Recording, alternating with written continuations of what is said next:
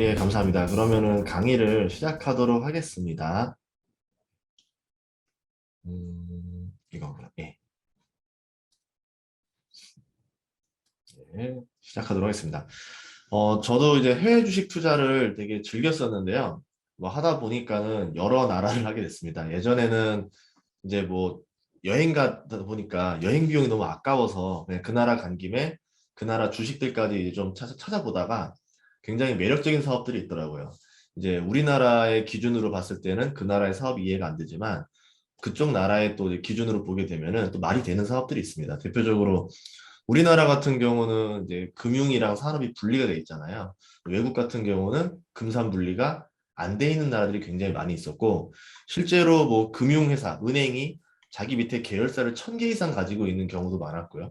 뭐 아니면 독점을 하는 기업들도 많았었고, 아니면 뭐 왕이 직접 운영하는 기업들도 있습니다. 이런 걸 보면서 아 정말 세상은 넓고 아 시야를 넓혀야 되겠구나. 이제 그렇게 하면서 저도 여러 나라를 다니면서 취미 중에 하나가 그 나라 주식 계좌를 개설하는 거였어요. 라오스, 베트남, 태국, 인도네시아 이렇게 계좌 개설을 하면서 아, 이 나라의 주식을 직접 사보기도 하고 그 나라의 현지 투자자들한테 만나가지고 어떤 주식을 좋게 보느냐 이렇게 의견도 듣고 하면서 많은 좀 깨달음을 얻었었습니다. 그러다가 이제 뭐 여러 투자도 하게 됐는데 오늘 강의할 거는 우선은 미국 주식을 위주로 설명을 드리도록 하겠습니다. 그래서 아마 가장 여러분들이 어떤 게 가장 관심이 있을까 싶어서 생각했을 때 인플레가 지금 가장 관심이 많지 않을까 해서 인플레에 강한 해외 투자를 중심으로 설명드리도록 하겠습니다. 저는 인플레를 이기는 기업이 굉장히 중요한 이유가 이제 뭐 아마 여기 지금 들으시는 분들도 이제 어떻게 보면 다 사업을 하시기 때문에 이해하실 거라 생각하는데요. A라는 기업은 재료를 만드는 회사예요. 뭐 광물질, 뭐 금이라던가 은이라던가 뭐 철이라던가 이런 것들 만들겠죠. 재료를 만드는 회사입니다. 재료 가격이 올라가게 되면은 이제 회사, 이제 비기업, 중간적인 재료를 만드는 회사 입장에서는 이제 난감해지는 거죠. 재료 가격이 올랐으니까 우리도 중간 재료 가격을 올려야겠네. 이렇게 하는데 생각보다 쉽지가 않습니다. A라는 기업도 솔직히 말하면 쉽지가 않았어요. 재료 가격이 올랐는데 B라는 기업이 이 올린 가격을 승인해 줄까 안 해줄까 모르겠어요. 승인해 주지 않으면 나는 이제 다른 판매처를 찾아야 돼요. 근데 여기가 아니면 나는 팔 곳이 없다라 그러면 B기업이 갑이 되고 A기업이 을이 되겠죠. 그러면서 가격 인상이 힘들어질 수가 있습니다. 그렇게 되면 A기업이라는 회사의 주가는 떨어지게 돼요. 보통 그 순이익 마진율이 10%가량 넘는 기업이 별로 없어요. 그래서 이 회사가 가격을 10% 인상하고 못하고는 앞으로 주가에 엄청난 차이가 나게 되는 겁니다. 그래서 이 인상을 할 수 있냐 없냐를 잘 보셔야 되고 어쨌든 B기업이 A기업이 올려준 재료 가격을 받고 이제 C기업에다가 또 가격 인상을 또 시도를 하는 겁니다. 15%를 인상해요. 재료 가격은 10% 인상했는데 왜 B기업은 15% 인상하나요? 이러는 거죠.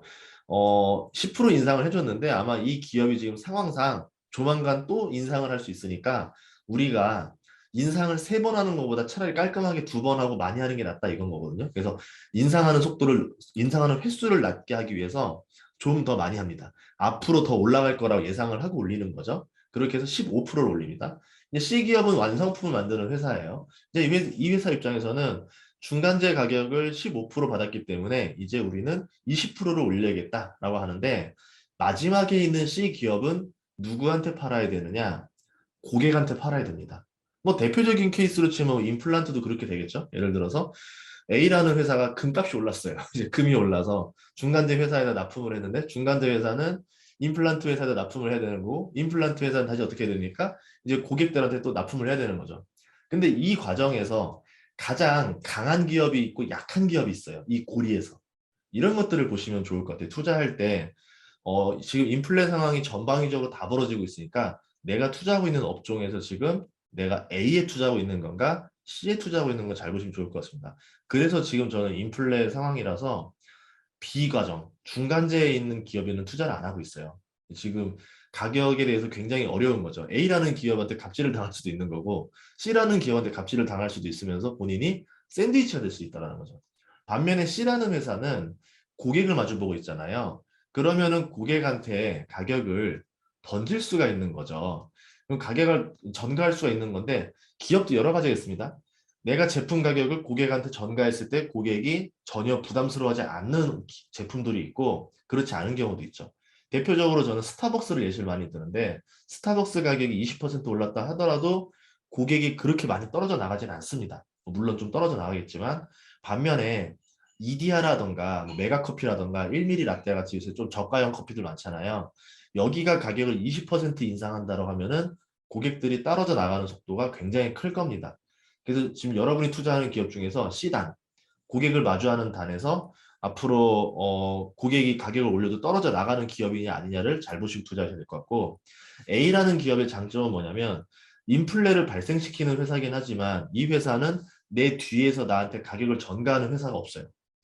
그러면 인플레에서 나는 조금 더 자유로운 거죠. 가격을 내가 정할 수가 있습니다. 내가 B 기업에다가 전달만 하면 돼요. 이 과정에서도 A라는 기업이 B 기업보다 조금 더 우위에 있어야 됩니다. 보통 어떤 때 우위에 있냐면 공급 부족이 벌어졌을 때 A라는 기업이 힘이 더 셉니다. 반대로 공급 과잉이 벌어지게 되면 A라는 기업은 힘이 약해져요. 왜냐하면 밸류 체인이라고 하는데요. 이런 것들을 보시면서 가격 전달을 할 수 있는 힘이 있는 기업에 투자를 하셔야 된다. 이게 어떻게 보면 오늘의 결론이고요. 한번 또 하도록 하겠습니다. 그러면 어떤 것들이 힘이 되느냐? 세 가지가 있습니다. 첫 번째는 브랜드고요. 두 번째는 가격 경쟁력, 세 번째는 독점입니다. 브랜드라는 거는 고객의 충성도가 굉장히 높은 거죠. 가격에 구애를 받지 않습니다. 뭐 물론 너무 높아지면은 고객들이 떨어져 나가겠지만 비슷한 가격, 비슷하다라고 하면은 그 제품을 사게 되는 거죠. 대표적으로 이런 게 있죠. 아이폰을 사는 사람들은 아이폰을 갖고 싶은 거지 스마트폰을 갖고 싶은 경우가 아닌 경우가 많아요. 테슬라를 사는 사람들은 테슬라가 갖고 싶은 거지 전기차를 갖고 싶은 건 약간 그 두 번째 이유입니다. 다른 전기차 사라고 하면은 또 싫다 그래요. 아, 난 테슬라 살 거야. 이렇게도 하죠. 커피도 마찬가지죠. 나는 스타벅스 커피가 마시고 싶은 거지 다른 커피가 마시고 싶은 게 아닌 거예요. 이런 기업들은 굉장히 강력한 브랜드 가치를 가지고 있는 거죠. 그럼 이런 기업들은 앞으로 가격 인상에서 조금 더 자유로울 수 있다. 이렇게 볼 수 있다는 겁니다. 두 번째는 가격 경쟁력인데요. 이럴 때일수록 가장 강력한 힘을 발휘하는 기업 중에 하나가 전 다이소 같은 기업이라고 봐요. 박리다매를 할 수 있는 기업들. 다른 기업들은 이제 가격을 500원, 1000원씩 올려야 되는데 우리는 애초에 공정 과정이라든가 워낙 대규모로 생산을 돌리기 때문에 단가가 낮아져서 더 저렴한 가격 경쟁력으로 승부를 볼 수 있는 기업들이 존재할 겁니다. 그런 기업들은 앞으로 매출이 더 늘어나겠죠. 점유율은 더 늘어나고 이렇게 한 번 잡은 점유율이 되게 되면은 다른 경쟁사는 점유율은 더 적고 생산 단가는 높다 보니까 파산을 하던가 사라지던가 점유율이 굉장히 많이 줄어들고 이익이 감소할 거예요. 그러니까 오히려 가격 경쟁력이 있는 기업들은 불황에서도 성장을 할 수도 있다라는 거죠. 예를 들어서 아까 말한 대로 뭐 이런 업종 전체가 다 죽는 건 아니에요. 그 와중에서도 살아남는 데는 하나씩은 존재합니다. 저가 공세를 할 수 있는 기업들. 그럼 저가 공세를 할 수 있는 방법은 아까 말한 대로 대량 생산을 하는 방법이 있고 두 번째는 어떤 기술적인 혁신. 다른 기업들은 이런 방식으로 생산을 못 하는데 우리는 뭐 이런 벨트 라인을 바꿔서 생산 벨트를 바꿔서 더 저렴하게 만들 수 있다. 아니면 공정 과정을 줄여서 만들어낼 수 있다. 아니면 나라에서 보조금을 지원해 준다. 이런 것들을 보시면 어떤 게 유리한지도 볼 수 있다는 거죠. 가격 경쟁력도 중요합니다. 세 번째는 독점인데요. 이거는 양날의 검이에요. 가격 상승을 마음대로 할 수 있습니다. 대표적으로 우리나라 같은 경우는 독점하고 있는 사업이 이제 뭐 홍삼이랑 담배, 그중에서 담배가 완전 독점인데 담배 가격을 자유롭게 올리면 되겠죠. 아, 인플레이션이니까 우리 뭐 KTNG 같은 경우는 마음껏 가격을 올리겠습니다. 라고 했을 땐 난리가 나겠죠. 국가가 그걸 허락해주지 않습니다. 그래서 이 독점이라는 것들도 잘 보셔야 돼요. 뭐 여러분들이 독점은 뭐 좋은 거 아니냐, 가격을 올릴 수 있느냐라고 하지만 실제로 우리나라 통신사들이 가격을 마음껏 올릴 수 없는 것처럼 외국도 마찬가지죠. 통신사들, 담배회사들 다 국가의 눈치를 보고 있어가지고 가격 상승에 한계가 있다. 그래서 오히려 제가 여기서 봤을 때는 가장 안전한 거는 브랜드다라고 보는 거죠. 브랜드는 성장할 땐 더 성장하고 뭐 불황에서도 강하기 때문에 수비력이 좋으면서 공격도 할 수 있는 공수겸장이다. 그래서 제가 느끼는 건 인플레에서는 브랜드 가치에 더 집중하셔야 된다. 이렇게 말하고 싶습니다. 브랜드가 강력한 미국 기업을 좀 보도록 할게요. 뭐 네 가지를 뽑아봤는데요. 아까 얘기했던 대로요. 애플이라던가 테슬라라던가 스타벅스라던가 허쉬입니다. 이제 각 대명사들이에요. 브랜드가 어느 정도까지 돼야 되냐면 아예 그 분야의 대명사가 돼야 됩니다. 그러니까 예를 들어서 전 세계 사람 대부분들한테 스마트폰 했을 때 바로 답변할 수 있는 거. 스마트폰 했을 때 갑자기 샤오미 말하는 사람 없을 거예요. 스마트폰 했을 때 오포, 스마트폰 하면 갤럭시 이렇게 말하는 사람은 없어요. 근데 스마트폰 했을 때 아이폰 말하는 사람들은 꽤 나올 겁니다. 이런 것들에 투자하면 된다는 거예요. 굉장히 단순한 겁니다. 테슬라 같은 경우도 뭐냐면 자 전기차 했을 때 그 다음으로 떠오르는 연관 검색어 이런 것들을 보시면 테슬라가 가장 커요. 그럼 이제 두 번째로 질문을 해보자고요. 그러면 전기차를 순수하게 생산하는 회사 중에서 세계 1위 회사는 테슬라입니다. 그럼 두 번째 회사는 어디인가요? 라고 했을 때 답변을 대부분 못합니다. 몰라요, 실제로. 뭐가 있지? 너무 많은데 2위는 모르겠네요. 이렇게 됩니다. 그렇다는 얘기는 지금 테슬라한테 경쟁자가 없다라는 거죠. 이런 관점을 볼 수 있고요. 마찬가지로 스타벅스 같은 경우도 이렇게 볼 수 있죠. 커피 프랜차이즈 세계 1위는 어디인가요? 라고 하면은 다들 스타벅스라고 대답을 해줍니다. 근데 2위는 어디인가요? 라고 말을 하면은 사람들이 잘 몰라요. 실제로 있죠. 코스타 커피라고 해가지고 코카콜라가 인수한 이제 커피 프랜차이즈인데 대부분의 사람들은 모릅니다. 그렇다는 얘기는 스타벅스랑 대항할 만한 프랜차이즈가 존재하지 않는다라는 거죠. 대명사가 됐기 때문에 사람들은 기왕이면 내가 이 대명사인 브랜드들을 사용하고 싶은 거지 나머지들 경쟁자를 사용하고 싶은 마음이 아닌 거예요. 이런 것들에 투자는 좋습니다. 그렇게 되면은 가격을 어느 정도 올린다고 하더라도 고객들이 상관이 없는 거죠. 내가 커피 마시러 온 게 아니라 스타벅스 마시러 온 거다. 내가 스마트폰 사러 온 게 아니라 아이폰 사러 온 거다. 전기차 사러 온 게 아니라 테슬라 사러 온 거다라는 거죠. 웬만한 가격 상승에서는 다 이해를 해줍니다. 그 중에서 밑에 제가 허쉬라는 걸 지금 넣어놨는데 허쉬 같은 경우도 보시면 음, 초콜릿 회사입니다. 우리가 알고 있는 브랜드 초콜릿 회사인데 시가총액이 50조가 넘어요. 그러니까 코스피 기준으로 시총 상위 5위 안에 들어갈 정도의 초대형 초콜릿 회사죠. 그 초콜릿 회사는 앞으로 식료품 가격이랑 연동이 된단 말이에요. 예를 들어서 단순하게 초콜릿 가격이 따로 노는 게 아니고 뭐 과자나 음료수 가격이 따로 노는 게 아니라 음료수랑 과자가 오르면 초콜릿도 살짝살짝 다 올려요. 그러니까 어느 정도 그 주머니에 맞게 맞춰서 가격을 맞추는데 초콜릿 같은 경우는 굉장히 마진율이 높은 사업이죠. 설탕 조금 들어가고 코코아 베이스 들어간 다음에 이걸 가지고 만드는데 원재료 가격 대비 판매 가격이 굉장히 높죠. 그래서 웬만큼 인플레이션이 벌어져도 버틸 수가 있고 반대로 얘기하면은 인플레이션 핑계로 약간 가격을 조금만 올려도 마진율이 엄청나게 올라가는 거죠. 마진율이 워낙 좋으니까 인플레이션을 타고 올라갈 수 있다는 겁니다. 실제로 허쉬 주가가 150달러였었거든요. 1년 전에. 지금 벌써 25% 올랐고요. 스타벅스 같은 경우는 최근에 좀 주가가 떨어졌어요. 근데 그 이유 중에 하나가 아무래도 스타벅스에 최근에 요새 코로나로 인해서 좀 장사도 어렵지 않느냐, 중국 시장 진출 속도가 좀 떨어지는 거 아니냐, 거기에 뭐 인건, 뭐 사람 문제, 뭐 마스크 문제, 뭐 이런 얘기들이 이슈가 터지면서 그랬는데 저는 이거는 일시적인 문제들이고 결국은 다 해결할 수 있지 않는가 이렇게 보고 있습니다. 스타벅스 철학에 대해서 간단히 얘기하자라고 하면은 대부분 커피나 카페들 보면은 이름에 커피, 카페 뭐 이런 단어들이 이제 들어가는데 스타벅스는 그런 이름이 들어가지 않죠. 미국의 정통성을 살린 기업입니다. 그 뭐 세이렌 여신이라고 해가지고 유혹하는 목소리라고 하는데요. 이거에 대해서 좀 이야기가 너무 길어서 다 얘기하기 좀 그런데 세이렌 여신 목소리로 유혹을 해서 지나가는 지중해를 지나가는 선원들을 공격해가지고 이제 바다에 빠지게 침몰하게 만드는 어떻게 보면 이제 악마로 표현이 됐었는데 이제 이게 나중에는 인어공주로 이제 변신을 하게 됩니다. 그래서 스타벅스 같은 경우는 원래 진동벨이 없어요. 고객의 이름을 목소리로 불러서 고객이 오게 유혹을 한다. 이제 이런 게 기본 철학이라는 거죠. 그래서 스타벅스 철학에 대해서 좀 이야기해 보시면은 다른 기업들과는 확실하게 다른 그 철학적 가치를 지니고 있고 사람들이 스타벅스에 와서 왠지 편안함을 느낀다던가 맛있다라는 걸 느끼던가 잘 쉬었다라는 느낌을 든다던가 이런 것들은 이미 스타벅스 철학이 굉장히 많이 신경을 써서 노력한 결과라는 거죠. 그래서 예전에 보면 제가 그런 걸 많이 봤거든요. 스타벅스 갔더니 와 스타벅스에만 사람이 꽉 차 있고요. 옆에 카페는 막 거의 50%도 절반도 안 차 있어요. 텅텅 비어 있어요. 그거 보면서 아 이래서 투자를 하는 거구나. 그때 확 깨달았죠. 실제로 지금 중국에서 많이 성장하고 있는데 우리나라랑 일본이랑 미국은 1년에 300잔 이상 마셔요. 커피를. 근데 중국은 2015년에 5잔 마셨고 2019년에 나온 결과로 이제 9잔 마신다고 합니다. 이제 1년에. 그러면 아직은 50잔까지 마시려면 한참 남았죠. 그럼 만약에 중국 사람들도 그러면 1년에 50잔을 마실 거냐 안 마실 거냐 이제 가장 그게 관건이 될 건데 차 문화가 워낙 강력하기 때문에 그렇기도 하지만 일본이랑 한국이 마시는데 중국만 안 마시지 않을 거거든요. 저는 GDP가 올라가면서 이제는 중국에서도 스타벅스가 굉장히 빠르게 확장될 거고 사람들이 커피 문화에 젖어들 것이다. 그렇게 됐을 때 가장 수혜주는 스타벅스가 될 것이다. 이렇게 생각을 하는 사람입니다. 실제로 지금 성장률도 나쁘지 않죠. 코로나임에도 불구하고 준수한 성장을 했습니다. 가격 구조가 유리한 기업들도 잘 보시면 좋을 것 같아요. 코스트코라는 경우는 연회비를 받죠. 이 굉장히 영리한 사업입니다. 얼마나 비용 절감을 많이 하냐면요.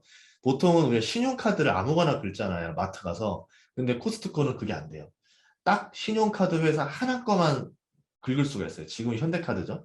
이 긁는 이유는 뭐냐면 피지사라 그래가지고 아무 신용카드를 긁어도 신용 그 카드 전표를 다시 재분배해주는 회사가 일종의 수수료를 가져가는데 코스트코는 그것도 싫은 거예요. 우리는 그 비용마저도 줄이겠다라고 하면서 카드 회사 하나만 선정해가지고 가게 합니다. 대신에 그 카드 회사한테 카드 수수료를 아주 낮게 받으라고 하는 거죠. 그래서 비용 절감을 하게 되는 거죠. 여기다 연회비도 하는데요. 연회비로 받은 돈을 물건을 사옵니다. 그럼 자기 돈을 드리는 게 아니에요. 연회비로 받은 돈으로 고객들이 살 만한 물건을 미리 다 선매수를 해와요. 이렇게 해서 DP를 해놓죠. 그런데 이런 제안을 해요. 우리나라랑 다른 게 우리나라 같은 경우는 내가 이제 여기에 납품을 하고 나면은 팔리지 않은 물건들은 반품은 다시 회사들이 다 가져가야 되는데 코스트코는 그렇게 하지 않죠. 우리가 반품 처리까지 다 알아서 할 테니까 그냥 다 납품을 해라 라고 해가지고 싹 다 싸게 사옵니다. 고객들의 돈으로 싸게 사오죠. 그럼 우리는 이제 인플레이션이 더 벌어지면 벌어질수록 더 싼 물건을 사기 위해서 찾아다닐 건데 코스트코는 다른 경쟁사 대비 월등히 저렴하다는 거죠. 물론 많이 사야 되겠지만 하지만 사람 심리에서 이런 거죠. 내가 연회비 낸 건 까먹고 아 여기는 정말 싸네 라고 하면서 이제 좋아하는 거죠. 그래서 오히려 인플레이션에서 굉장히 강력한 모습을 보여줄 것이다. 실제로 인플레이션이 벌어졌었던 이제 작년 5월부터 시작해서 코스트코 주가가 거의 100%입니다. 한 50% 가까이 올랐죠. 최근에. 워렌 버핏이 370달러에 털어냈거든요. 그러고 났는데 그리고 더 올랐어요. 이런 걸 봤을 때는 아마 당분간 인플레이션이 끝날 때까지는 코스트코는 약간 좀 오버슈팅을 좀 하지 않을까 이렇게 예상하고 있고요. 두 번째는 크로거입니다. 크로거 같은 경우는 식료품 중심의 슈퍼마켓이에요. 우리가 알고 있는 뭐 소형 슈퍼마켓은 아니고 대형 슈퍼마켓이라 보면 중대형 슈퍼마켓 미국에 많이 있습니다. 여기서 제가 느꼈던 거는 워렌 버핏이 왜 크로거를 샀을까? 코스트코를 팔고 왜 식료품 중심의 크로거로 갔을까 생각했을 때 먹거리는 더 강력해요. 공산품은 이 인플레이션이 어쨌든 올라간다 하더라도 우리가 더 싸게 팔기 쉽지가 않은데 먹거리 같은 경우는요. 가격이 오르든 말든 간에 소비자는 어쨌든 하루에 세 끼는 먹어야 돼요. 그리고 프랑스라던가 뭐 저기 호주라던가 좀 평지가 넓은 나라들 보시면은 외식비는 굉장히 비싸고 그 나라에서 먹는 야채나 고기 가격은 굉장히 저렴합니다. 제가 이제 프랑스에 있을 때 보니까 1리터에 500원짜리 우유도 봤었거든요. 네, 굉장히 저렴해요. 그러니까 집에서 음식을 해 먹으면은 그 인플레이션을 이겨낼 수가 있어요. 그럼 그 음식을 어디서 해 먹을 것이냐? 슈퍼에 가서 사와가지고 해 먹겠죠. 그렇게 됐을 때 크로거는 인플레이션에서 어느 정도 방어가 되는 회사가 아닌가 이렇게 보고 있고요. 또 하나의 장점은 뭐냐면 우리나라와 다르게 약국이 외국은 슈퍼마켓 안에 있더라고요. 이런 걸 보면서 아 여기는 베이비 부모 세대도 이제 미국도 은퇴를 하면서 부를 쥐고 있는데 이 세대들이 가장 관심 있는 건 하나는 또 약이잖아요. 이 약까지 판매를 하니까 아 굉장히 매력적인 사업을 두 개를 가지게 되는구나 이렇게 볼 수 있었고 크로고 안에서 보면은 그 즉석식품 코너가 좀 있어요. 이게 다양하게 있는데 여기 보면은 뭐 내가 좀 요리가 귀찮은 사람은 여기서 좀 사와서 먹어도 되는 거고 이런 거 봤을 때 되게 매력적인 사업을 한다 이렇게 생각을 했습니다. 아마존닷컴 같은 경우는 지금 당장은 어쨌든 고성장을 하고 있지만 나중에 보는 장점 중에 하나는 인건비 절약에서 굉장히 강력한 힘을 발휘할 거라 생각을 해요. 아마존 같은 경우는 물류체인인데 물류센터라는 거는 어마어마한 인력이 들어갑니다. 이제 아마 인플레가 벌어졌으니까 인건비 상승을 준비해야 되고 미국은 벌써 올라 있고요. 그렇게 됐을 때 아마존닷컴 같은 경우는 거기에서 조금 더 자유로운 기업이 되지 않을까. 그렇게 되면은 상대방 유통회사들은 인건비가 올라서 이제 마진이 떨어질 때 오히려 아마존은 마진을 좀 더 늘려나갈 수 있는 경쟁적 우위를 가져가지 않을까 이렇게 생각을 하고 있습니다. 뭐 구독 경제도 굉장히 유리해질 거라고 봐요. 이제 어떤 게 있냐면요. 이제 넷플릭스랑 그 영화관의 차이. 우리로 치면 영화관과 이제 넷플릭스의 차이라고 보는데 인건비라든가 임대료라든가 재료비라든가 이런 게 모든 게 올랐기 때문에 영화관에서 사업하는 건 너무 불리해지는 세상이다 생각을 합니다. 반대로 이제 그럼 영화관을 대체할 수 있는 거는 OTT 시장이겠죠. 디즈니라든가 넷플릭스라든가 뭐 HBO라든가 여러 가지가 경쟁을 할 건데 그 중에서 주목하고 있는 게 디즈니랑 넷플릭스를 보고 있습니다. 아마 이 두 개는 앞으로 또 유망하지 않을까 이렇게 생각을 해요. 왜 그러냐면 어쨌든 제작사 입장에서는 영화관에다 론칭을 하던가 아니면 넷플릭스에다 론칭을 하던가 둘 중에 하나 선택할 수가 있습니다. 그런데 영화관에 론칭을 하게 되면은 굉장히 판은 작고 제작비는 똑같고 그렇게 되면 먹는 마진은 한정적이고 해봤자 국내 안에서만 돌기 때문에 그렇게 매력이 없어요. 근데 반대로 넷플릭스 같은 경우는 일정적인 마진을 보장을 해주죠. 한 15% 보장해주거든요. 15% 마진을 먹고 제작을 편하게 한 다음에 이게 성공했을 때 뭐 시즌 2, 시즌 3에 가게 되면은 더 크게 이제 예산을 받아서 할 수 있는 거고요. 그리고 내가 한번 뜨게 되면은 나는 전 세계적으로 유명해져요. 제가 감독이라고 했을 때 배우를 섭외할 때 이거 넷플릭스에 들어갈 건데 할래라 하는 거랑 국내 영화로 개봉할 때 할래라고 했을 때 배우들이 뭘 더 좋아할까? 아마 넷플릭스로 서로 가고 싶어 할 겁니다. 최근에 그 오징어 게임의 정호연 씨가 오징어 게임 대박 나자마자 인스타그램 팔로워 순위가 우리나라 2위까지 올라왔었잖아요. 순식간에. 그런 것처럼 본인의 몸값이 올라가는 소리가 더 빠르기 때문에 아마 이제 OTT 시장으로 좀 많이 가지 않을까. 이런 것들도 보시면 좋을 것 같아요. 그렇게 되면은 각 나라에 있었던 지역 맹주들인 영화관이 다 무너지고 이제는 전 세계에 뭐 한 두 개, 세 개 정도의 OTT가 시장을 재편할 것이다. 이렇게 본다라는 거죠. 아마존 같은 경우도 성장 속도가 굉장히 빠른데요. 뭐 제가 아까 뭐 보여드렸지만 아마존 같은 경우는 우선 미국에서 매출이 60%고 국제적인 매출이 28%입니다. 그리고 12%라고 클라우드 서비스라고 있는데 클라우드 세계 1위입니다. 이제 클라우드 시장은 앞으로 계속 성장할 수밖에 없기 때문에 그냥 단순하게 뭐 유통만 하는 회사 아니냐라고 했을 때 이런 성장을 가져가게 되면서 또 새로운 사업 포트폴리오가 나오겠죠. 그래가지고 아마 이 매출이나 영업, 순이익 속도가 지금은 솔직히 굉장히 높은 편이긴 한데 이거를 어디까지 갈 수 있느냐는 모르겠지만 그래도 우리가 예상하는 것보다는 높은 성장을 조금 더 가지 않겠는가 이렇게 보고 있습니다. 실제로 클라우드 1위가 지금 아마존이고 클라우드 사업 2위가 지금 MS죠. 마이크로소프트죠. 그래서 이 관점도 좀 더 잘 보시면 좋을 것 같아요. 아마 클라우드는 앞으로 한 3년, 5년 더 뒤에 더 각광을 많이 받을 것 같은데 장기 투자로서도 매력이 있지 않을까 이렇게 이제 보고 있습니다. 시선을 좀 더 넓혀서 말씀드리면 저는 이제 친환경을 생각하고 있어요. 유가가 많이 오르고 있기 때문에요. 그 중에서도 여러분들이 관심 가져볼 만한 게 탄소 배출권. 탄소 배출권일은 어쩔 수 없습니다. 이 기업들한테 탄소 배출 무상권을 주고 있어요. 무상권을 주는데 매년 이거를 쿼터를 줄여나갑니다. 그러면 각 기업들이 원래 탄소 배출을 이만큼 하고 있는데 내년에 무상 배출권만큼 내가 똑같이 줄여나가지 못하면은 돈을 내야 돼요. 돈을 내서 탄소 배출권을 사와야 됩니다. 근데 이제 코로나가 종료하게 되면은 공장이라던가 운송 가동률이 늘어나게 돼요. 탄소는 더 늘어나겠죠. 그럼 탄소는 늘어나고 배출권은 줄어드니까 사와야 되는 양이 점점 늘어나겠죠. 그렇게 되면서 탄소 배출권 가격이 계속 올라갈 것이다. 장기적으로 유망할 것이다. 이렇게 보고 있습니다. 물론 탄소 배출을 급격히 감소할 수 있는 기술이 나오게 되면은 그때부터는 탄소 배출권 가격이 급락할 수는 있어요. 하지만 아직까지는 그 기술이 단가가 전혀 안 맞기 때문에 한동안은 탄소 배출권이 더 가지 않겠는가 이렇게 보고 있습니다. 이쪽에 대해서도 관심을 가지시면 좋을 것 같아요. 이게 탄소 배출권 규모죠. 우리나라에서도 살 수 있고 외국에서도 살 수 있는데 미국 주식으로 사게 되면은 여기 KRBN이라고 있어요. 이 KRBN으로 사시면 됩니다. 지금 보다시피 올해 4월 달에만 해도 30달러 밑이었는데 지금 벌써 53달러였고요. 최근에 11월 달부터 증시가 꺾여 나갔잖아요. 증시가 꺾여 나가는데 오히려 탄소 배출권은 이때 더 상승을 하면서 증시와는 전혀 다른 모습을 보여주고 있죠. 이렇게 되면 어떻게 리스크 해지가 될 수도 있겠죠. 주식과 별개로 움직이기 때문에. 이렇게 약간 독립적인 것들에 투자하는 게 훨씬 더 낫다라는 거죠. 태양광도 있습니다. 유가가 오르게 되면은 이제 해결책은 하나밖에 없어요. 두 개가 있습니다. 유가가 오르니까 탄소 배출이 늘어나고 유가를 낮춰야 되는데 방법은 없어요. 그러다 보니까 태양광 사업이 마진이 점점 좋아집니다. 생산 발전 단가를 화력 발전으로 하는 비용이 계속 올라가니까 이제 태양광 발전이 더 저렴해지는 순간이 오는 거예요.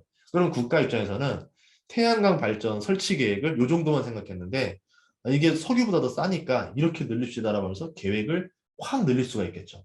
그렇게 되면 태양광 발전이 갑자기 쇼티지가 나게 되는 거죠.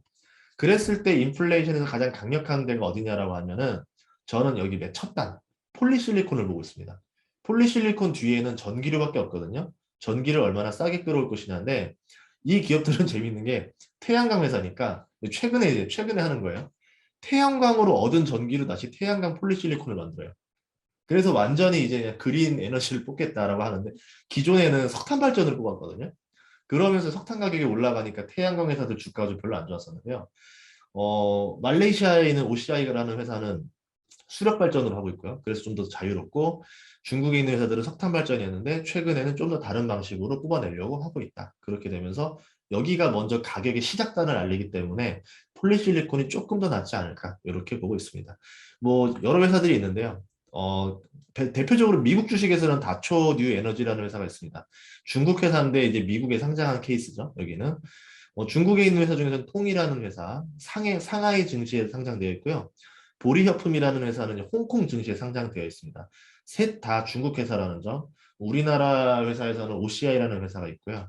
이 세 개 회사가 아마 이제 글로벌 점유율이 가장 높기 때문에 얼마나 증설을 하느냐에 따라 폴리실리콘 가격도 바뀔 거고 미래 가치도 바뀔 거다. 지금 PER을 보면 다초가 제일 저렴하고요. 보리협품이 제일 높게 나오는데 시간이 지나면 지날수록 저는 오히려 이 보리협품을 더 좋게 보고 있어요. 여기는 이제 입상 실리콘이라고 해서 폴리실리콘을 만들 때 굉장히 많은 탄소가 배출되는데 여기서 나오는 입상 실리콘은 탄소 배출을 굉장히 많이 줄였습니다. 그래서 오히려 더 나중에 매력이 나올 수도 있다. 이런 것들도 보셔야 돼요. 당장 싼 게 아니라 앞으로 더 좋을 것들을 잘 보시면 중요할 겁니다. 그 다음에 니켈 가격도 많이 오를 거라 보고 있어요. 이 발레라는 회사가 철광석과 니켈 세계 1위 회사인데요. 주가가 철강석 가격이 떨어지던 시절에 여름부터 이제 그 겨울까지 주가가 22달러쯤에서 10달러, 11달러까지 떨어집니다.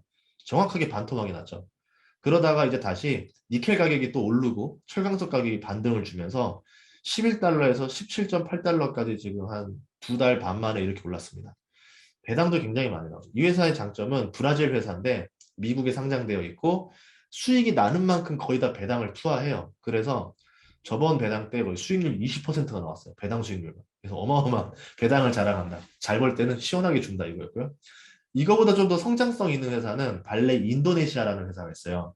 이 발레가 인도네시아에다가 또 자회사를 만들었는데요. 인도네시아가 니켈 생산량 2위, 수출량 3위 정도 되는 회사입니다. 근데 인도네시아에서 어떻게 얘기했냐면 그 니켈을 그대로 수출을 못하게 만들었어요. 막았어요. 니켈을 사고 싶으면 여기서 가공해서 가져가라라고 해가지고 우리나라 현대차라던가 LG화학 같은 회사들이 인도네시아로 좀 들어와서 생산을 하고 있습니다. 예, 그래서 이 인도 발레 인도네시아는 앞으로 성장성이 굉장히 높을 수가 있다. 전기차 생산 기지가 될 수 있다. 그래서 여기도 잘 보시면 좋을 것 같아요. 이제 그 다음은 이제 무인한데요. 여기는 조금 얘기하고 마무리하도록 할게요.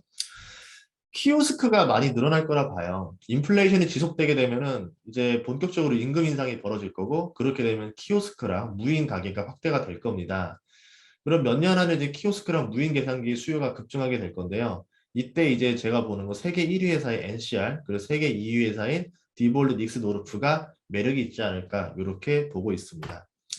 NCR 같은 경우는 시가총액 6조 정도 되고 뭐 PR이 29배인데 지금 상황에서는 별로죠. 코로나 때문에 아무래도 좀 오프라인 사업들, 매장들이 많이 위축이 됐기 때문에 지금 설치하는 회사는 별로 많지 않을 거예요. 근데 이제 경기 재개가 됐을 때 우리말로 이제 알바생을 풀로 돌리기 시작했을 때는 이런 매력이 들어오겠죠. 소매포스기라고 해가지고 뭐 포스기 아시죠? 그리고 셀프 계산기라고 해서 최근에 보면 뭐 월마트라든가 이런 데들 가면은 자기가 찍어서 계산을 하잖아요. 이거 세계 1위입니다. ATM 쪽도 세계 1위입니다. 그래서 이런 쪽도 보시면 좋을 것 같고요. 그다음 다 이런 회사들과 같이 제휴를 하고 있다. 이렇게 보시면 돼요. 이게 작은 회사가 아니죠. 세계 1위 기업입니다. 그리고 2위는 디볼트 닉스도르프인데요. 두 개 회사가 이제 합쳐져서 만든 거예요. 유럽에 있는 회사랑 미국에 있는 회사 합쳐져서 만들어졌고요. 시가총액은 조금 작지만 그래도 키오스크는 세계 1위고요. ATM도 세계 1위고 유럽에서 소매 시스템 1위를 하면서 나름대로 세계 2위의 어떤 그 규모에 맞게 잘 운영을 하고 있습니다. 그래서 이제 ATM이라든가 키오스크 쪽을 보신다라고 하면은 이 두 개 회사를 잘 보시면 좋을 것 같아요. 이제 코로나 끝난다라고 하면은 기대감으로 인해서 오를 수 있는 주식들입니다. 이렇게 하고요. 질문과 답변을 받도록 하겠습니다. 30분 강의 해보니까 약간 그런 느낌이네요. 쇼트트랙으로 치니까 한 500m 개주한 500m 경기하는 느낌이 나요. 네, 그래도 짧지만 굵게 인플레 중심으로 넣어놨습니다. 아, 네. 소장님 너무 감사합니다. 그러면 질문과 답변 시간을 갖도록 하겠습니다. 첫 번째 질문을 보면, 나스닥 지금 장이 너무 좋지 않은데 이 상황이 언제까지 가려나 이게 워낙 어려운 질문이긴 한데 신도 예, 모른다고 하는 질문인데 예. 요거에 대해서 어떻게 생각하시는지 좀 부탁드립니다. 안 그래도 뭐 다른데 출연하면은 계속 그것도 물어보셔가지고 참 저도 궁금하죠. 이거를 맞출 수 있다라고 하면 정말 큰 부자가 될 수 있는데 이러면서 하는데 다만 한 3월 선물 만기까지는 보고 있어요. 이제 선물 만기라는 게 12월, 3월, 6월, 9월, 12월 이렇게 돼 있는데 우리나라 거 포지션을 보게 되면은 외국인들이 지수가 하락했을 때 굉장히 수익을 많이 얻어갈 수 있는 구조로 선물 파생 시장에 베팅을 걸어놨습니다. 그럼 이거를 푸냐 안 푸냐를 봐야 되는데 아직 안 풀었어요, 별로. 그래서 아마 3월 만기, 우리나라로 치면은 3월 둘째 주 목요일, 미국장으로 치면 3월 셋째 주 금요일까지는 아직은 조금 더 약세로 눌러놓지 않겠는가 이렇게 보고 있고요. 물론 그 외국인들이 선물 포지션을 어떻게 위로 돌리는 거에 따라서 달라질 수도 있는데 다만 지금부터는 좀 잘 봐야 될 것 같아요. 이제 미국도 옵션 만기일이 다음 주 금요일이잖아요. 그거 끝나고 나면은 갑자기 분위기가 바뀔 수도 있어요. 그래서 지금 뭐 하락하니까 주식을 다 팔고 쉬는 게 좋느냐라고 할 때는 저도 솔직히 그런 마음이 들긴 하지만 주식을 오래 하다 보니까 느꼈던 건 상승하는 날짜는 아무도 예상을 못 합니다. 그래서 들고 있는 거예요. 솔직히 예상을 하고 있으면 팔고 쉬다가 그때 맞춰서 들고 가는 거죠. 낚시랑 똑같아요.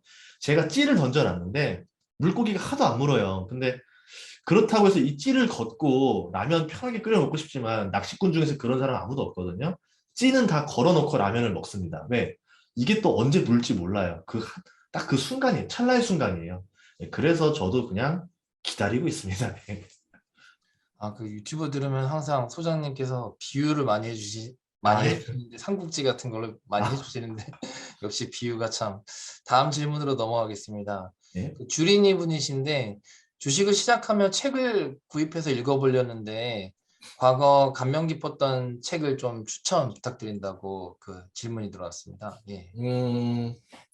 주식을 읽어보면서 책을 구입한다라고 했을 때 이제 보통 그 뭐 주식 투자 무작정 따라하기 뭐 이런 책들이 초보자한테 제일 베스트니까 그 책은 무조건 하나씩 읽어야 될 것 같고요. 외국서 중에서 가장 추천할 만한 책은 현명한 투자자라는 책이 있어요. 피터 린치가 쓴 책이 있거든요. 그거 한 권 읽으면 이제 이러면 이렇게 투자를 해야 되겠구나. 아마 방향을 다 알려줄 것 같아요. 저도 현명한 투자자 책을 보면서 정말 나온 지 수십 년이 된 책인데 어쩜 이렇게 투자자의 마음을 귀신같이 알고 있을까? 아마 좀 많은 도움이 되지 않을까 싶습니다. 예. 예, 감사합니다. 다음 질문은 개인적으로 스타벅스 매수 타이밍으로 보시는지. 이게 너무 사고 싶어요. 솔직히 사고 네. 싶은데 예. 단점이 있어요. 스타벅스의 하락폭보다 더 매력적인 주식들이 더 많이 떨어졌어요, 지금. 이런 고민이 드는 거죠. 항상 그때에 대한 딜레마인데 예전에도 그랬고 스타벅스를 사면 돈을 벌 것 같아요. 나쁘지 않을 것 같아요. 그런데 문제는 벌었을 때 얻는 수익이 이 정도로 보이고 이거와 지금 비해서 하락폭이 이만큼 떨어지는 주식은 지금 사면 내가 버는 폭이 이만큼 나올 것 같은 거죠. 그래서 스타벅스에다가 올인을 못하는 이유가 항상 발생하죠. 근데 저는 어떤 전략을 쓰냐면 그 스타벅스 주식은 자녀한테 사주고 저는 보통 낙폭 과대주를 사죠. 이제 그래서 보통 아빠 계좌보다 자녀들 계좌가 더 좋습니다. 네. 알겠습니다. 다음 질문. 과거에 크게 잃으셨던 경험이 있으신지요? 그리고 어떻게 버티셨는지 요즘에 많이 잃으신 분이 질문을 주셨네요. 네. 음, 크게 잃었던 적이 있죠. 2007년에 시멘트 주식이 너무 좋을 것 같아서 시멘트 주식을 사서 이제 버텼는데요. 그러고 나서 2008년이 오고, 그리고 나서 2011년이 와서 두 번의 타격을 받았어요. 6만 원대에 샀던 주가가 2만 8천 원까지 떨어졌거든요. 그래도 그냥 신경 안 썼던 게, 어차피 저는 직장으로 돈을 버는 사람이었었고, 뭐 주식은 주식이고, 그렇다고 해서 이게 안 올라갈 주식이냐 생각했을 때 그렇지 않다라는 거죠. 그러니까 내가 산 가격을 절대 생각하시면 안 돼요. 내가 6만 원에 사서 2만 8천 원이 된 거는 이제 과거의 일이 된 거고, 2만 8천 원짜리 주식이 그럼 이제 앞으로 얼마가 될 거냐를 생각하고 투자하셔야지, 내가 6만 원에 샀으니까 어떻게 해야 본전을 찾을 수 있느냐, 그 생각은 안 하셨으면 좋겠어요. 그리고 제가 그 주식을 2007년에 산 거를 언제 팔았냐면 2014년 말에 팔았습니다. 그때 15만 원 넘어서 팔았을 거예요. 거의 그 부분 다 팔았어요. 그렇다니, 근데 그때 느꼈던 건 6년 반 동안 안 올랐습니다. 그러다가 갑자기 몇 개월 남겨놓고 막 올라가는 거예요. 그래서 제가 놀래가지고 그때 다른 시멘트 회사 주식을 더 사들였어요. 그래서 수익이 크게 났어요. 그러니까 오히려 제가 그 회사만 7년을 물고 있었기 때문에 느껴지는 거죠. 아, 이거 지금 때가 왔다. 여러분들도 막 이 회사가 여러분이 신용이나 미술을 쓰지 않고 안정적으로 투자를 했고, 그 회사가 그래도 배당이라도 조금 준다라고 하면은, 아, 그냥 예금 넣어놨다 생각하고 앞으로 오를 거야, 안 오를 거야. 아, 오른다 생각하면은 기다려 봐 보는 수밖에 없다라는 거죠. 아, 네, 알겠습니다. 그 겹치는 질문은 좀 생략하고요.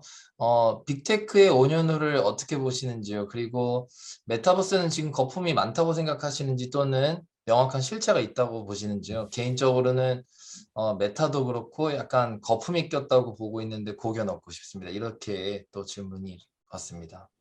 제가 지금 제가 말해도 되나 모르겠는데, 저도 내가 메타버스 사업을 하고 있어요.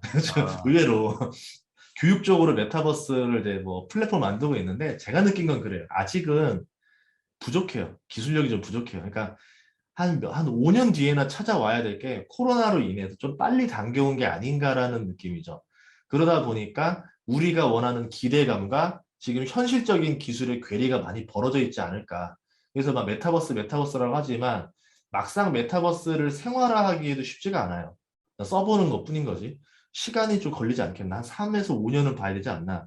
그러면 그 사이에 수익이 안 나는 메타버스 회사들이 과연 주가가 계속 올라갈 수 있을까? 사람들이 지금 뭐 실적이 받쳐주지 않거나 이러면 주가가 바로 꽂아내리는 상황이기 때문에 한 번쯤은 큰 조정이 올 수 있다라 보죠. 그래서 메타버스는 지금보다는 한 다음 텀에 투자하는 게 좋지 않을까? 예, 그렇게 생각을 합니다. 그렇게 되면은 그때 돼서는 살아남는 기업이 좀 보일 것 같아요.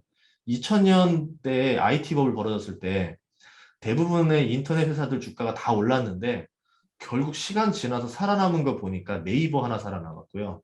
다음 하나 살아남았어요. 둘 빼고는 거의 다 잊혀졌거든요. 그렇기 때문에 메타버스는 커질 수 있지만 그 기업들이 살아남는다는 건 또 다른 얘기일 수도 있습니다.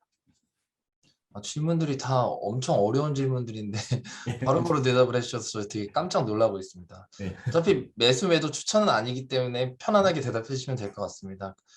다음 질문은 미국 주식 이외에 해외 주식, 뭐 베트남이나 개발도상국에 투자 경험이 있다고 하셨는데 이 경험을 조금 소개 부탁드리고, 그다음에 현재도 여기에 투자하고 계신지 그 음. 이유와 전망 좀 팁을 주셨으면 하는 질문이 있습니다. 뭐 금액을 많이 넣진 않았어요. 제가 그때 계좌 개설하고 네, 좀 경험을 좀 하려고 좀 해놓고 나자마자 코로나가 터져가지고요. 그때 이후로 많이 사놓지 못했는데, 그때 이후 다시 못 가다 보니까 비밀번호 락이 다 걸려가지고 이제 다 가서 풀어야 돼요. 이제 그럼 그때 계좌를 좀 한번 보려고요. 얼마나 됐나. 강제로 어쨌든 이렇게 됐는데요. 재밌는 거는 우리나라 한 70년대, 80년대, 90년대 분위기쯤 돼요. 라오스는 1960년대, 베트남은 한 1990년대, 인도네시아도 한 그쯤 되는 것 같고, 80년대, 90년대쯤 되니까 이런 게 보이는 거죠. 우리나라가 대한민국이 70년대, 80년대, 90년대에 어떤 업종이 가장 성장했을까라고 보면은, 그 관점으로 보면은 그 나라의 어떤 업종이 좋겠다라는 게 보였어요. 그래서 매력적으로 보였었고요. 베트남 갔을 때 대표적으로 마산그룹이랑 그 빈그룹을 두 개를 봤는데요. 제가 현장을 다 다녔습니다.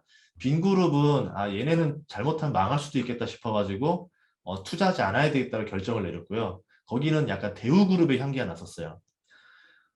자금력이 굉장히 딸리는 증거들을 몇 개 발견했었고, 또 하나가 뭐냐면 너무 관심이 많아서 자동차랑 반도체, 스마트폰까지 들어가려고 하면서 사업을 무리하게 확장하고 있었죠. 그러다 이제 코로나를 맞아서 진짜 위험할 수도 있겠다 싶었거든요. 그래가지고 여기는 잠깐 제외하기로 했었고, 마산그룹은 오히려 그것 때문에 빈마트라는 알짜 회사를 사들이면서 알짜 사업만 골라서 해요. 우리나라로 치면 뭐 동서, 농심, 오뚜기, 롯데칠성 뭐 이런 느낌입니다. 얘는 뭐 시간이 지나서 돈을 벌 수밖에 없겠구나. 그래서 여기는 좀 안심을 하고 생각을 했었죠. 이런 식으로 눈으로 보고 나니까 조금 더 확신이 오더라고요.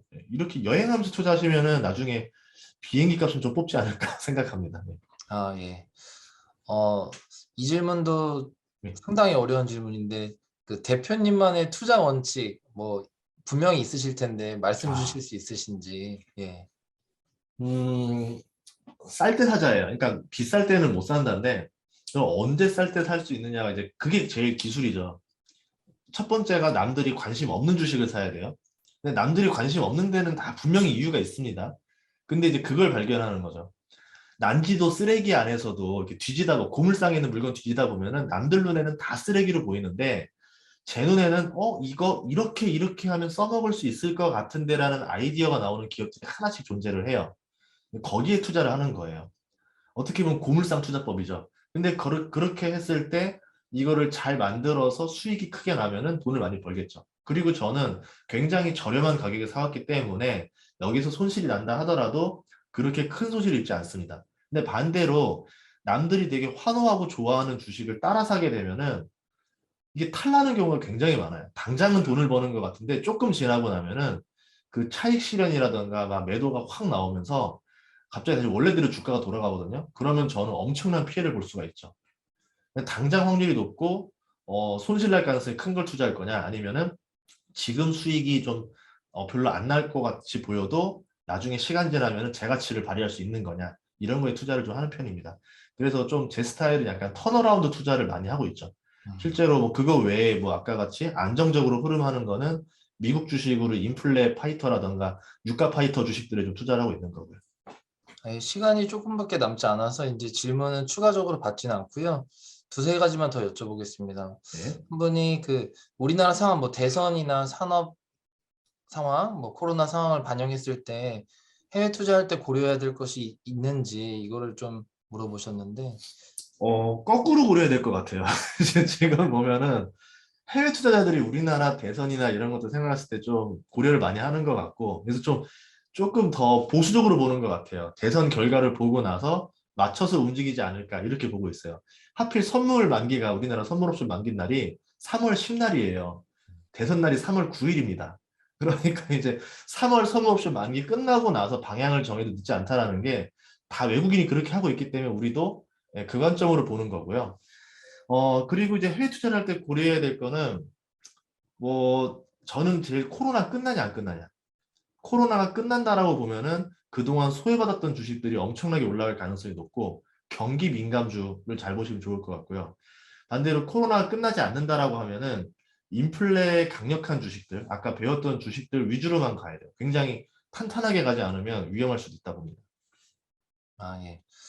이거는 소장님이 푸틴이나 바이든이 아닌 이상 대답하시기 엄청 어려운 질문인데, 우크라이나 사태가 미칠 영향이 클까요? 인버스 해도 될까요? 아, 이렇게 질문을 주셨어요. 어제 급락했잖아요. 지수가 네. 3% 가까이 급락했거든요. 나스닥이. 네. 제가 어제 5시에 잤어요. 그러면서 다 봤는데 영상을 하나 올렸습니다. 그걸 참고하시면 좋을 것 같아요. 제 생각에는 의도적으로 이용하는 느낌이 좀 많이 납니다. 아, 예. 그러면 이제 마지막 질문 드리겠습니다. 그 바이오테크주나 유전자 기술 쪽을 유망하게 생각하는데 변동성이 커서 어떻게 들어가고 이슈에 대비해야 되는지 궁금하다고 이렇게 질문이 음, 왔습니다. 향후 전망도 어떻게 보시는지 이걸 여쭤보시는데요. 예. 음, 이쪽에 대해서 제가 그쪽 약간 바이오나 이런 쪽에 대해서는 제가 공부를 안 했었던 이유 중에 하나가 뭐냐면 기업마다 공부를 다 따로따로 해야 돼요. 시멘트업 같은 경우는 시멘트를 한번 공부하면은 여러 회사들을 한 번에 다 공부할 수가 있는데 회사마다 다르더라고요. 그래서 제가 요새 관심 갖고 있는 거는 이런 쪽 말고 그쪽이 있어요. 그 이제 뭐 고용같이 약간 의료 로봇 쪽 하는 쪽들이라던가 아니면은 삼성 바이오 사이언스라던가 삼성 바이오 SK 바이오 사이언스라던가 삼성 바이오 로직스 같이 약간 어떤 제약계의 TSMC 같이 파운드리 같이 그냥 생산해주고 돈을 마진을 남기는 이런 쪽이 더 안전한 사업이 아닐까 해서 이런 쪽을 보고 있고 나머지 기업들은 너무 너무 어렵더라고요. 뭐 임상이 들어가니 어디 뭐 다 알아보고 해도 너무 어려워서 그쪽은 제가 투자를 아예 안 하고 있습니다. 예, 예, 감사합니다. 예. 시간이 되어서 그 첫 번째 강연은 이것으로 마치도록 하겠습니다. 전인구 소장님 정말 질문도 정말 많았고 질문 자체의 레벨도 높았고 쉽게 들을 수 없는 정말 좋은 강의 주셔서 정말 진심으로 감사합니다. 예. 약 3분 정도 후원 광고 듣고 멘탈 극복에 대한 박종석 정신건강의학과 전문의 선생님의 다음 강연을 시작하도록 하겠습니다. 소장님 다시 한번 감사드립니다. 예, 감사합니다. 네.